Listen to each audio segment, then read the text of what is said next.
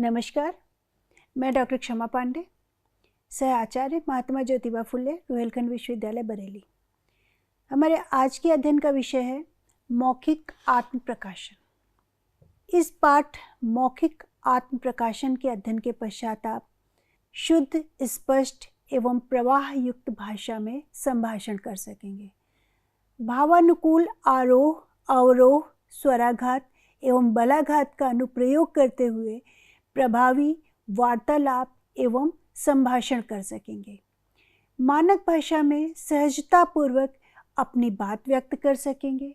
उचित एवं अवसर के अनुकूल भाषा शैली का प्रयोग कर सकेंगे। तो प्रारंभ करते हैं मौखिक आत्म प्रकाशन से। ये मानवीय स्वभाव होता है कि वह मूल रूप से अपनी अनुभूतियों, संवेगों तथा मनोभावों को उच्चरित अथवा मौखिक भाषा में ही प्रकाशित करता है। लिखित भाषा का स्थान द्वितीयक भाषा के रूप में परिगणित किया जाता है, जो मौखिक भाषा का प्रतिनिधित्व करती है। भावों के आदान प्रदान का एक ही साधन है वाणी, जो मौखिक या लिखित दोनों प्रकार की हो सकती है। सबसे पहले हम बात करेंगे मौखिक आत्म प्रकाशन के मूल्य कौन कौन से होते हैं। तो ये मूल्य दो प्रकार के होते हैं, सामाजिक मूल्य और व्यक्तिगत मूल्य। सामाजिक मूल्य से प्रारंभ करते हैं। मानवीय संवेदना को प्राप्त आत्म प्रकाशन की अवसर समाज में संतुलन बनाने का कार्य करते हैं। यदि समाज में प्रत्येक व्यक्ति अपनी योग्यता एवं क्षमता को प्रदर्शित करने के लिए स्वाभाविक रूप से समान अवसर प्राप्त होते हैं तो सभी संतुष्ट होंगे, और इसका परिणाम क्या होगा? लोगों में आक्रोश नहीं होगा, कुंठा नहीं होगा, विद्रोह नहीं होगा, दबाव नहीं होगा, और समाज कैसा होगा? संतुलित होगा। क्योंकि व्यक्ति क्या करता है? क्रोध के लिए अपने संवेग जो अस्थिर हैं उनको व्यक्त करने के लिए अवसर खोजता है। जो मानसिक उद्विग्नता होती है उनको व्यक्त करने के बाद क्या होता है? हमें थोड़ी संतुष्टि मिलती है, आत्मसंतोष प्राप्त होता है। और अगर हम यही आक्रोश अपने मन में दबाए रहें तो असंतुष्टि जो होती है हमें कहीं पे भी सुख नहीं प्राप्त होने देगी, हमारे आनंद प्राप्त में क्या होगी? बाधक बनेगी। जब मनुष्य सामाजिक एवं संवेगात्मक रूप से आत्म प्रकाशन करता है या परस्पर विचार विनिमय करता है, तो जो हमारी मन की उत्तेजित भावनाएं होती हैं, मन में जो आक्रोश होता है, दबी कुंठित जो इच्छाएं होती हैं, वो वार्तालाप करने से क्या होता है? उसमें स्थिरता आती है, शांति आती है, और हमारा जो चित्त होता है वो भी क्या होता है? शांत हो जाता है।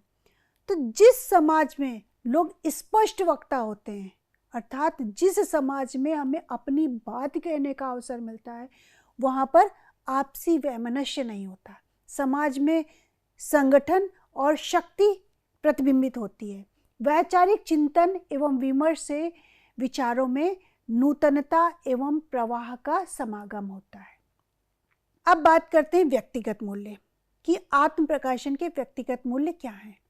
मौखिक आत्म प्रकाशन व्यक्ति को आत्मसंतोष या आत्मिक तृप्ति प्रदान करता है।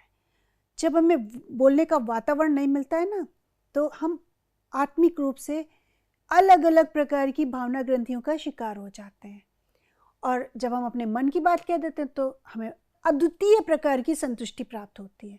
इस संदर्भ में सर विलियम विंटर कहते हैं, आत्म प्रकाशन मनुष्य की सबसे बड़ी आवश्यकता है। आत्मविज्ञापन या आत्म प्रकाशन दोनों एक ही बातें हैं। इनके द्वारा भी मनुष्य, ये जो होता है मनुष्य के स्वभाव का एक पक्ष है, जिसके द्वारा अपने छोटे छोटे गुणों को सबके सामने प्रतिबिंबित करना चाहता है, व्यक्त करना चाहता है। और कई बार हम जो आत्मविज्ञापन शब्द इस्तेमाल कर रहे हैं, ये अपने स्वार्थ सिद्धि के लिए भी प्रकट करते हैं, और ऐसी स्थिति में असत्य का आश्रय भी ले लेते हैं और अपनी बात को असत्य रूप में प्रकट करते हैं। उदाहरण के लिए हम इसमें बहुत बार हम बाज़ार जाते हैं और कई दुकानदार ऐसे होते हैं कि जिनमें वाक निपुणता होती है, वो सत्य बोलें असत्य बोलें, किसी भी प्रकार की रूप में अपने को प्रकाशित करें, अपनी जो मन के भाव हैं, उनके यहाँ ग्राहक क्या करता है, बरबर जाना पसंद करता है। लेकिन यहाँ पर यह स्पष्ट कर दें कि स्वार्थ सिद्धि हेतु बातों को अनावश्यक बढ़ा चढ़ाकर जब हम प्रस्तुत करते हैं या झूठ का हम सहारा लेते हैं, वो आत्माभिव्यक्ति या आत्म प्रकाशन के अंतर्गत नहीं आता है। वाक निपुणता एक अलग बात हो गई और आत्म प्रकाशन एक अलग बात हो गई। तो वाक निपुणता में असत्य का आश्रय ले सकते हैं, लेकिन आत्माभिव्यक्ति या आत्म प्रकाशन हमें मन के उद्गारों को अभिव्यक्त करने के लिए ही होता है। मानवीय स्वभाव की सार्थकता सामाजिक उद्यमों में संलग्न होने से, क्योंकि वो एकांतवासी साधक नहीं होता है। भावनाओं के व्यक्तीकरण के साथ संबंधों के संरक्षीकरण के निहितार्थ वो कुछ बोलता है, कुछ लिखता है। जैसे सुभाषित निबंध, विचारपूर्ण गंभीरता से प्रस्तुत व्याख्यान, क्या है? आत्म प्रकाशन ही तो है। इसलिए मौखिक कार्य द्वारा प्रभावोत्पादक लेख लिखने की शक्ति मिलती है। यदि विद्यार्थी को शुद्ध उच्चारण तथा आवश्यक यति गति सहित स्पष्टता से बोलने की शिक्षा दी जा चुकी है, तो वो निश्चय ही शुद्ध लेखों को भी लिखने में समर्थ होगा। इस संदर्भ में लैम्बोर्न कहते हैं, सुंदर लिखना वस्तुतः बहुत विचारपूर्ण संभाषण ही तो है। वे अपनी पुस्तक expression in speech and writing में लिखते हैं, मेरा निश्चित मत है कि पाठशाला के जीवन में अंतिम वर्ष तक लिखित कार्य की अपेक्षा मौखिक कार्य अत्यंत आवश्यक है। मौखिक आत्माभिव्यक्ति से विद्यार्थी के व्यक्तित्व का विकास होता है। उसमें अपनी बात को कहने का एक साहस मिलता है और मृदुभाषी व्यक्ति शीघ्रता से ही अपने व्यक्तित्व से दूसरों को वशीभूत कर लेता है। यहाँ पर कबीरदास की कुछ पंक्तियाँ हैं, उनका उल्लेख करना समीचीन होगा।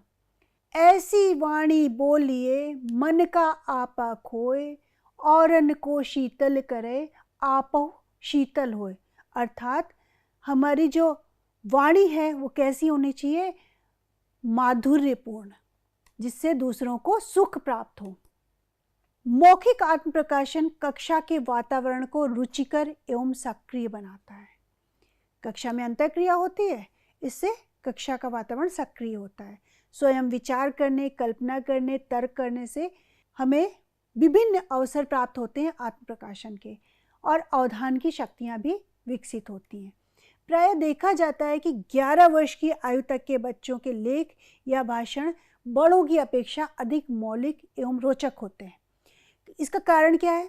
क्योंकि बड़े हो जाने पर बालकों को उनकी कल्पना शक्ति के विकास की जो परिस्थितियां हैं उनके अनुकूल नहीं मिल पाती हैं, और यह शक्ति जो आत्म प्रकाशन की है वो कुंठित हो जाती है। मौखिक आत्माभिव्यक्ति के उद्देश्य एवं महत्व पर विचार करते हैं। स्वाभाविक रूप से स्पष्ट, शुद्ध, प्रवाहपूर्ण तथा प्रभावपूर्ण ढंग से वार्तालाप करने की कुशलता प्रदान करना मौखिक आत्माभिव्यक्ति का महत्वपूर्ण उद्देश्य होता है। बोलने में अस्वाभाविकता का दर्शन रंच मात्र भी नहीं होना चाहिए। बालकों को शुद्ध उच्चारण का अभ्यास करवाया जाना चाहिए और शुद्ध उच्चारण की आदर्श को भी विद्यार्थियों के समक्ष प्रस्तुत करना चाहिए। पूर्ण शब्द के शुद्ध उच्चारण में कठिनाई आने पर उनको अभ्यास द्वारा शुद्ध उच्चारण करवाने के अवसर प्रदान करने चाहिए। रायबर्न का मत है कि प्रथम तथा द्वितीय कक्षाओं में ही अशुद्ध उच्चारण को सुधारा जा सकता है। बाद में आयु बढ़ने के साथ ये प्रयास सर्वथा निष्फल होता है। शुद्धता के साथ ही प्रवाह का भी ध्यान केंद्रित किया जाना चाहिए। बोलने में अनावश्यक विराम नहीं आने चाहिए। निश्चय ही शुद्धता, स्पष्टता तथा प्रभावपूर्ण अभिव्यक्ति प्रभावशाली हो जाएगी। विद्यार्थियों में क्रमिक रूप से निरंतर बोलने की क्षमता उत्पन्न करना चाहिए। धारा प्रवाह भाषा हो, इसका ध्यान रखना चाहिए। विषय वस्तु क्रम से प्रस्तुत की जानी चाहिए। किसी भी विषय पर बोलते समय प्रथमतः उसकी भूमिका, तदंतर मध्य भाग और अंत में निष्कर्ष पर पहुंचना चाहिए। सभी संकेत एक दूसरे से जुड़ते चले जाएं और श्रोता उन सहज संबंधों द्वारा विषय को रुचिपूर्वक सुन सके तथा ग्रहण भी कर सके। आत्माभिव्यक्ति के समय आने वाले शब्दों की विवेचना करके शब्द भंडार की वृद्धि करनी चाहिए। किसी भी विषय पर संभाषण करने से हम नए शब्दों को खोजते हैं और उनका समावेशन भी अपनी भाषा में करते जाते हैं। शिक्षक हिचकिचाहट आदि मिटाकर सरल, रुचिकर तथा मधुर व्याख्यान देने की योग्यता अपने छात्रों में उत्पन्न करता है और अपने व्याख्यान में अवसर तथा प्रसंग के अनुकूल उद्धरण, संस्मरण तथा कहानियों को मिलाने का प्रयास करता है। और इससे क्या होता है, इससे जो विषय वस्तु होती है वो बहुत ही सरल, सरस, रोचक हो जाती है। विद्यार्थियों को बलपूर्ण, उत्साहयुक्त, जीवन शक्ति से जो भरे होते हैं ऐसे लेख लिखने के लिए दक्ष बनाया जाना चाहिए। और मौखिक रचना में निपुण सभी विद्यार्थी लिखित रचना में भी दक्षता प्राप्त कर लेते हैं। यहाँ पर एक उदाहरण हम आपको देते हैं, चित्र में उसको सांकेतिक रूप से प्रदर्शित किया गया है जिसे आप समझने का प्रयत्न करिएगा।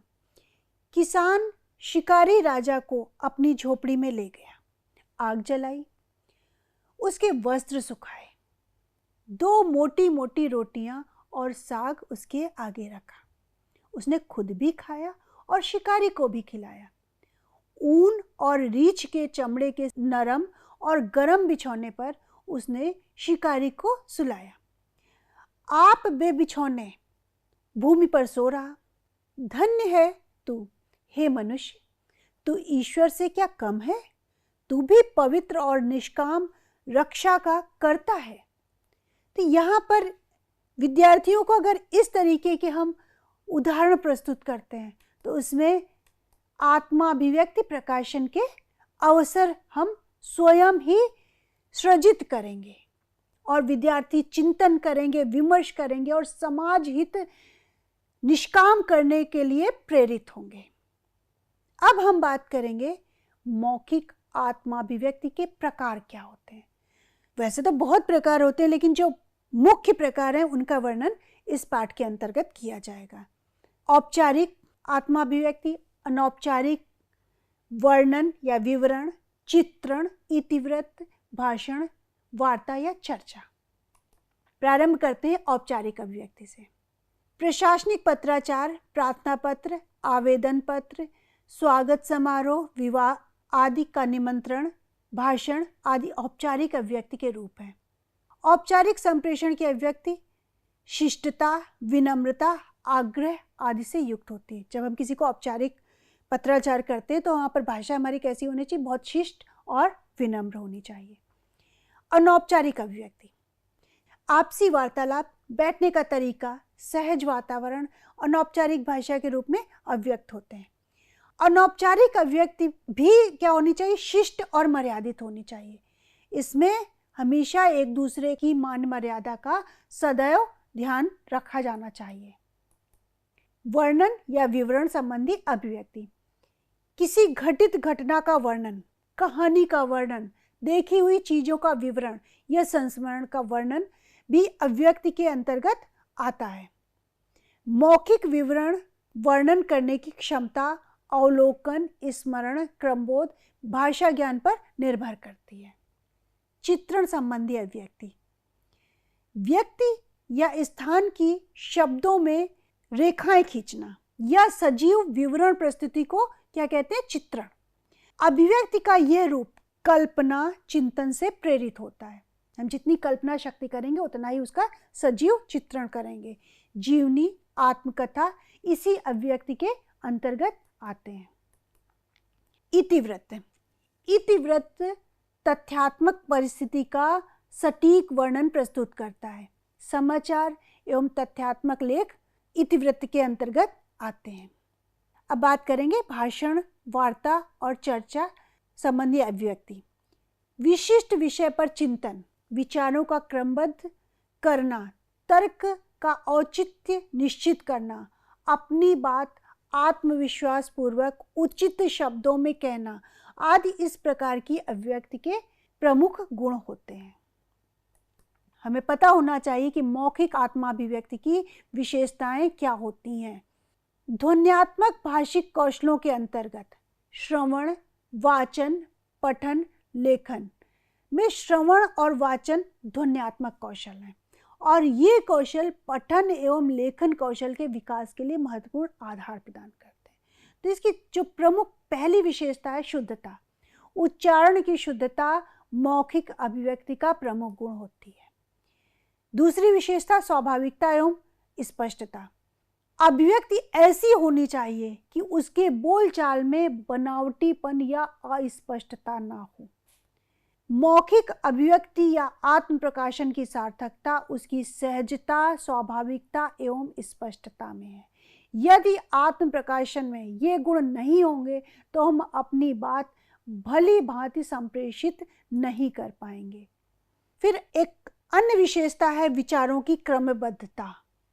जब हम विचार संप्रेषित करें तो सभी विचार आपस में एक दूसरे से भली प्रकार संबंधित होने चाहिए, क्योंकि अव्यवस्थित विचार प्रस्तुति सूत्र की जो क्रमबद्धता होती है उसको बिखेर देते हैं और संदेश का जो मूल मंतव्य होता है वो विचलित हो जाता है और उसके प्रभाव को भी समाप्त कर देता है। तो इसलिए आवश्यक है कि हम मौखिक आत्म अभिव्यक्ति में वैचारिक सूत्रों की क्रमबद्ध प्रस्तुति के लिए अपने विद्यार्थियों को पर्याप्त रूप से प्रशिक्षित करें। सशक्त भाषा। भाषा की सशक्तता आत्माभिव्यक्ति हेतु प्रथम और अनिवार्य आवश्यकता होती है। हमेशा प्रयास करना चाहिए कि भाषा सशक्त हो और श्रोताओं पर उसका अमिट प्रभाव पड़े। सशक्तता के अभाव में कथन का अपेक्षित प्रभाव नहीं पड़ता और उसकी संप्रेषणता में भी कमी आ जाती है। भाषा मौखिक अभिव्यक्ति में प्रभावशीलता की मांग करती है। किसी विचार या भाव की प्रस्तुति में बार बार आने वाली बाधाएं संदेश को अर्थहीन और संवादहीन बनाती हैं। परिणाम स्वरूप वक्ता की बात श्रोता को समझ नहीं आती। इसलिए भाव अभिव्यक्ति में भाषा तथा भावों में सामंजस्य एवं प्रवाह का होना अति आवश्यक है। भाषा प्रवाह में सारा कथ्य एक इकाई के रूप में संगठित हो जाता है, जिससे श्रोता उसे सरलता से बोध कर लेता है। फिर बात करेंगे अवसरानुकूल संभाषण। यह भी एक महत्वपूर्ण विशेषता है। अवसर एवं परिस्थिति के अनुकूल वाणी एवं भाषा का चयन किया जाना चाहिए। इसी प्रकार प्रकरण का चयन भी अवसर के अनुकूल सावधानी पूर्वक किया जाना चाहिए। समाज में अनेक प्रकार के अवसर और परिस्थितियां होती हैं, जैसे औपचारिक हुई, अनौपचारिक हुई, हर्ष का विषय हुआ, विषाद के अवसर हुए, आदेश या अनुरोध। तो भाषा का चयन भी इसी आधार पर होना चाहिए अभिव्यक्ति प्रकाशन हेतु। प्रभावशीलता। मौखिक अभिव्यक्ति का प्रमुख उद्देश्य वक्ता द्वारा श्रोता या श्रोताओं तक अपने संदेश या सूचनाओं को प्रभावी ढंग से संप्रेषित करना। इस प्रभाव को उत्पन्न करने के लिए क्या क्या आवश्यक है? हमारी भाषा कैसी हो? शुद्ध हो, प्रवाहशील हो, अवसर के अनुकूल हो, उसमें गतिशीलता हो, क्रमबद्धता हो, और ये विशेषताएं हैं तो हमारी भाषा कैसी होगी? प्रभावशील होगी और हमारा जो आत्म प्रकाशन होगा वो भी प्रभावी होगा। शैक्षिक स्तरों पर मौखिक अभिव्यक्ति को विकसित करने की विधियां क्या क्या होती हैं? अब हम इन विधियों पर विचार करेंगे। प्रारंभ करेंगे वार्तालाप चक्र से। बच्चों की मौखिक अभिव्यक्ति बहुत ही स्वाभाविक होती है, उसमें किसी भी प्रकार की अस्वाभाविकता का आरोपण नहीं किया जाना चाहिए। विचार और अभिव्यक्ति दोनों ही महत्वपूर्ण होते हैं, इसलिए सहज और स्वाभाविक होने चाहिए। बच्चों को वार्तालाप का केंद्र बनाया जाना चाहिए और उन्हें विभिन्न प्रकार के अवसर देने चाहिए कि वो स्वयं आत्म प्रकाशन करें। और शिक्षक का क्या कर्तव्य होना चाहिए? केवल वो विद्यार्थियों के वार्तालाप का अवलोकन करे और अनावश्यक हस्तक्षेप न करे। अगर उसे लगता है कि यहाँ पर कुछ विद्यार्थी गलत वार्तालाप कर रहे हैं तो वो सुधार अवश्य कर सकते हैं, लेकिन व्याकरणिक त्रुटि अगर दिखाई पड़े तो तब तक संशोधन ना करें जब तक उनके वार्तालाप चक्र की अवधि समाप्त ना हो जाए, क्योंकि अगर हम बीच में हस्तक्षेप करेंगे तो उनकी जो वास्तविक अनुभूति है उसमें बाधा पहुंचेगी और वो अपनी वास्तविक अनुभूति की व्यंजना करने में असमर्थ हो जाएंगे। संगीत भी मौलिक आत्माभिव्यक्ति प्रकाशन की एक महत्वपूर्ण विधि है। संगीत की सुमधुर ध्वनि बालक को प्रभावित करती है, साथ ही संगीत में उसकी स्वाभाविक अभिरुचि भी होती है, इसलिए इसके द्वारा बालक में मनोभावों का परिष्कार भी किया जाता है। अब प्राथमिक कक्षाएं होती हैं या इस कक्षा में व्यावहारिक जीवन से संबंधित छोटे छोटे गीतों के माध्यम से अभिव्यक्ति के अवसर दिए जा सकते हैं। जीवन के लिए अनिवार्य इन गीतों को बोधगम्य और सरल होना चाहिए, बहुत लंबे गीत नहीं होने चाहिए, और कार्य करते समय भी गीत गायन में संकोच और जो हिचक होती है ये दूर होते हैं। पहले सामूहिक गायन होना चाहिए, फिर उसके बाद व्यक्तिगत गायन करवाया जाना चाहिए। अब यहाँ पर गीतों के कुछ हम उदाहरण देखते हैं, जैसे हम दैनिक जीवन संबंधी कुछ उदाहरण दे सकते हैं। जैसे माँ को बालक को जगाना है और मुंह धुलवाना है, तो ऐसी स्थिति में हम कौन सी पंक्तियाँ बच्चों से उनका उच्चारण या गायन करवा सकते हैं। उठो लाले अब आंखें खोलो, पानी लाई हूँ मुँह धोलो। इससे क्या होगा, विद्यार्थियों में आत्म प्रकाशन की क्षमता में वृद्धि होगी। जब प्रकृति दर्शन संबंधी कुछ हमें उन्हें ज्ञान देना है, अभिव्यक्ति करानी, देखो सूरज है कैसा, सोने का गोला हो जैसा।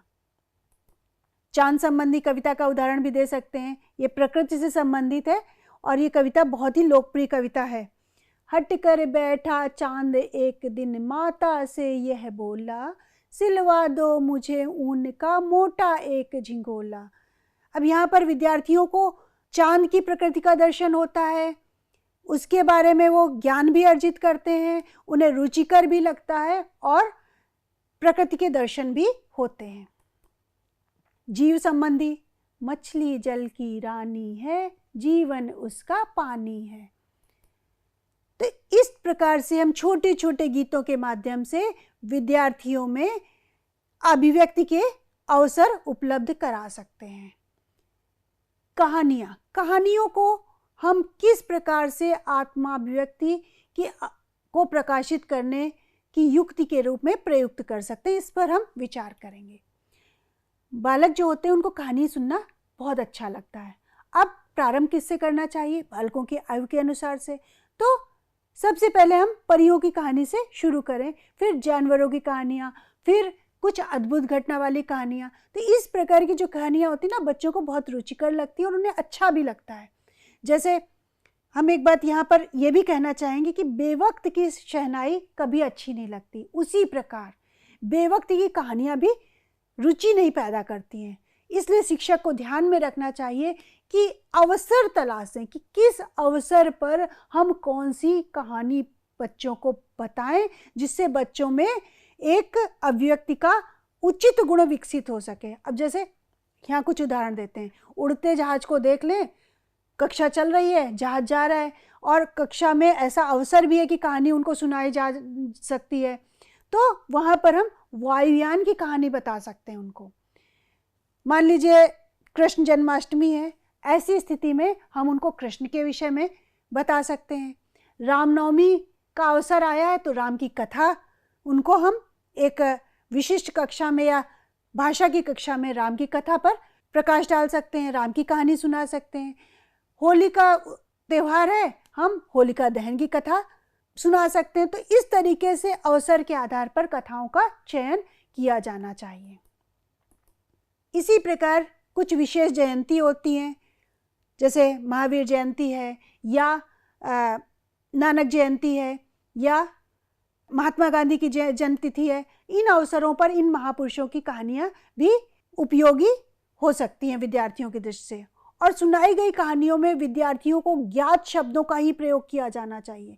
जिस स्तर की कक्षा है और जिस स्तर के विद्यार्थी हैं, उन्हीं शब्दों का प्रयोग करें जो विद्यार्थी जानते हैं। अगर कठिन शब्दों का समावेश करेंगे तो विद्यार्थियों को समझ नहीं आएगा और उन्हें उस विषय में रुचि भी नहीं पैदा हो सकेगी और उनकी कल्पनाशीलता में भी कोई वृद्धि नहीं होगी। इसलिए हम शब्दों में सावधानीपूर्वक चयन करें, जिससे विद्यार्थी अपनी कहानी उन शब्दों की सहायता से स्वयं ही गढ़ने लगे।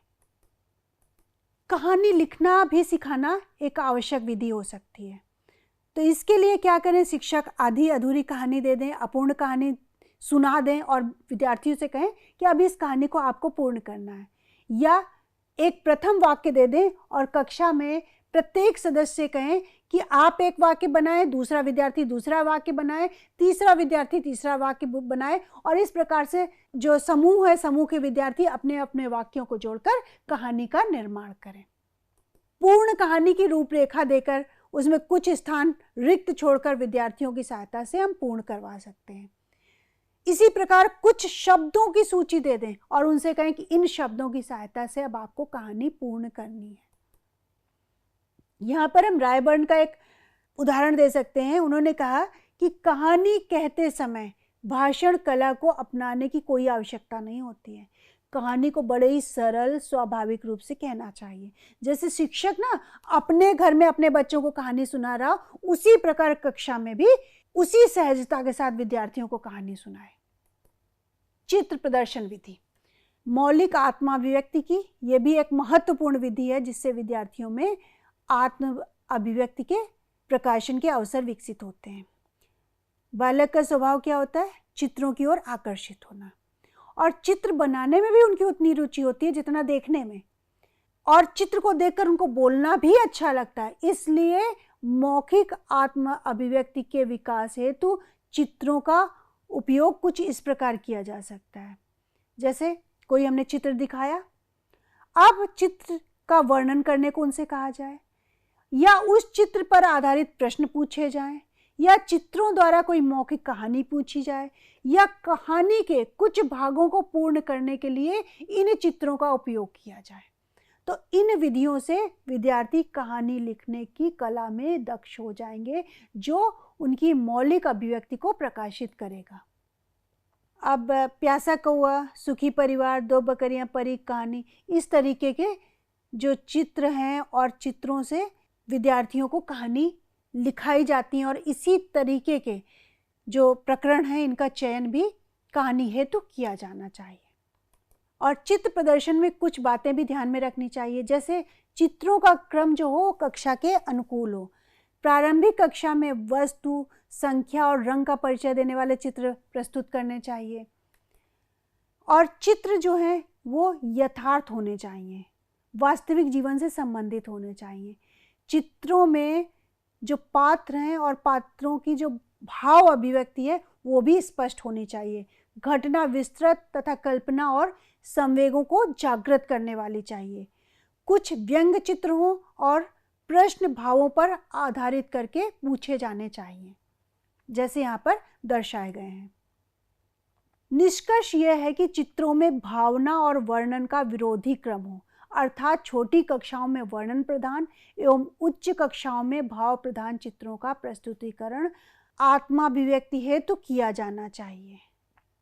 भाषण या व्याख्यान, इस विषय पर चर्चा करते हैं। भाषण मौखिक अभिव्यक्ति को विकसित करने का एक अत्यंत उपयुक्त साधन है। अपनी रुचि और ज्ञान के आधार पर उपयुक्त शीर्षक देकर विद्यार्थियों को भाषण के अवसर प्रदान किए जा सकते हैं। छोटे बालक अपनी रुचि के विषय पर भाषण तैयार करते हैं और उस पर सहर्ष बोलते भी हैं। माध्यमिक कक्षाओं में भाषण के अंत में प्रश्न पूछने का भी विधान किया जाना चाहिए। इससे क्या होगा? विमर्शात्मक चिंतन में वृद्धि होगी। भाषण देने की कला के समुचित विकास के लिए उन्हें प्रमुख विचारों को यथाक्रम संजोने की विधि, श्रोताओं के अनुसार विषय सामग्री, उचित हाव भाव प्रदर्शन, वाणी में आवश्यकता अनुसार उतार चढ़ाव, उपलब्ध समय का उचित ध्यान रखने जैसी भाषण कला संबंधी अपेक्षाओं से अवगत कराना चाहिए। एक अन्य विधि है पुस्तक समीक्षा। विद्यार्थियों को पुस्तक पढ़ने की प्रेरणा दी जानी चाहिए। पढ़ने के उपरांत उसकी आलोचना करना यह भी सिखाया जाना चाहिए।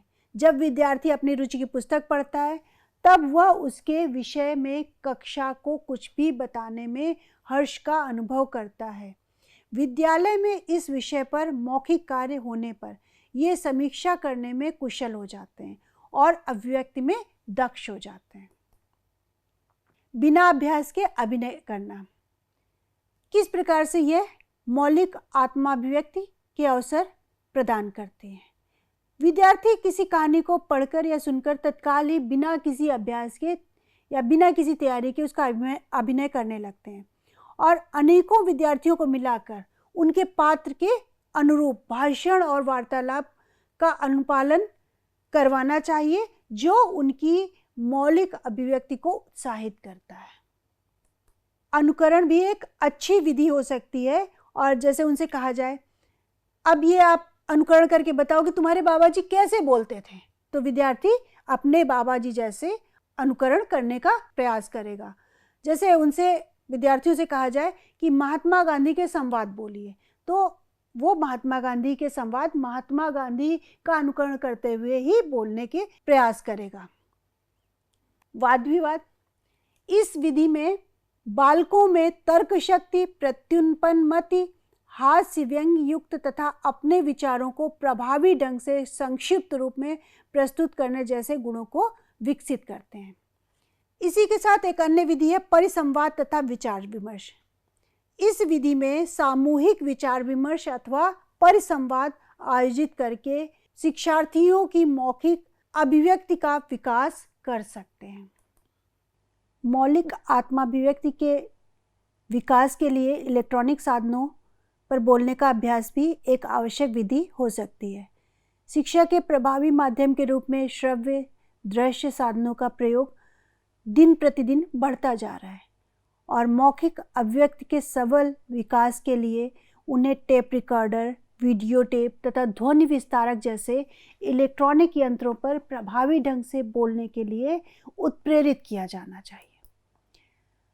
और इस विधि से विद्यार्थियों में आत्माभिव्यक्ति प्रकाशन का विकास होगा और वो अपनी बात सहजता से, स्पष्टता से कहने में समर्थ हो सकेंगे। इस प्रकार ये पाठ यही समाप्त होता है और निष्कर्ष के रूप में प्रस्तुत पाठ में आत्माभिव्यक्ति प्रकाशन के प्रत्यय को स्पष्ट किया गया।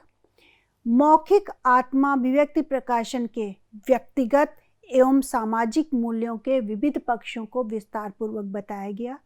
तत्पश्चात मौखिक आत्माभिव्यक्ति के उद्देश्यों एवं महत्व को भी रेखांकित किया गया। किस प्रकार आत्माभिव्यक्ति में जीवंतता आती है और जनमानस वक्ता को सम्मोहित कर सकता है, यह भी इस पाठ में प्रस्तुत किया गया। मौखिक आत्माभिव्यक्ति के विभिन्न प्रकारों जैसे औपचारिक, अनौपचारिक, वर्णन, विवरण, चित्रण, इतिवृत्ति, भाषण आदि को अपने अध्ययन की विषय वस्तु बनाया गया। मौखिक आत्माभिव्यक्ति की महत्वपूर्ण विशेषताओं जैसे शुद्धता, स्वाभाविकता, स्पष्टता, सशक्त भाषा, प्रभावशीलता, अवसर के अनुकूल संभाषण, प्रभावशीलता आदि को उल्लेखित किया गया। पाठ के अंत में मौखिक आत्माभिव्यक्ति के विकास की विभिन्न विधियों पर विस्तार पूर्वक चर्चा की गई, जिसके अंतर्गत वार्तालाप चक्र, संगीत, कहानियों, चित्र प्रदर्शन, भाषण, अभिनय, वाद विवाद एवं इलेक्ट्रॉनिक साधनों को सम्मिलित किया गया। इस प्रकार यह पाठ यहीं पर समाप्त होता है और हमारे अगले पाठ के अध्ययन का विषय होगा पठन एवं लेखन कौशल। धन्यवाद। नमस्कार।